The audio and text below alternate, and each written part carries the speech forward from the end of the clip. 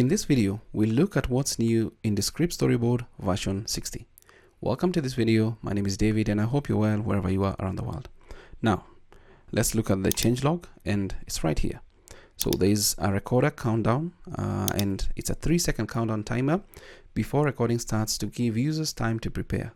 So that's really awesome, and it has the option to turn it off or on in recorder settings. Let's look at that. So if you want to record a screen recording or even audio, you come up the recorder option, or you can start it off with Ctrl-Alt-R. Click on that, and once you do that, you have the option for audio, camera, or screen, and this has your webcam footage on the bottom side of that. So if you'd like to turn the countdown off or on, click on the recorder settings, and once you do that, you'll see the countdown here. You can turn it off and it's not going to be available, but you can also turn it on. Let's see how it looks like for that 3-second countdown. So we can click on record, and once we do, we'll get this countdown and it's recording, and so on and so forth, etc. That is what it looks like. Let's close this or stop, and it's going to be available somewhere right about here. So that's the 3-second countdown. Next up, we've got the VU meter, and you can now show a VU meter in the editor to see audio levels live while playing back.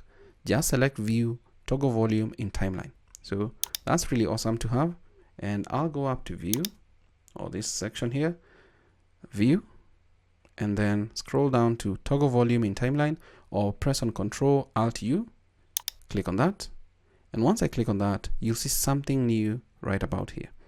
And if I click right about here and play in this video, and it's I'll show you how to add captions to your social. You'll see the audio volume right about here, and I can actually just move down slightly, let's say somewhere there, and play this. Stick around to the end. I'll show you how to make this super.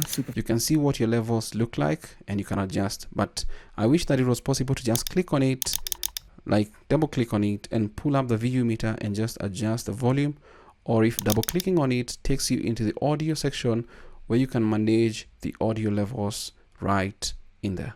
But it's really a good addition to see what your levels look like. What else do we have?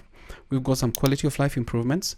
Projects created using our the Zapier integration now create storyboard projects instead of classic projects, and this is probably an idea that Descript Classic is going away.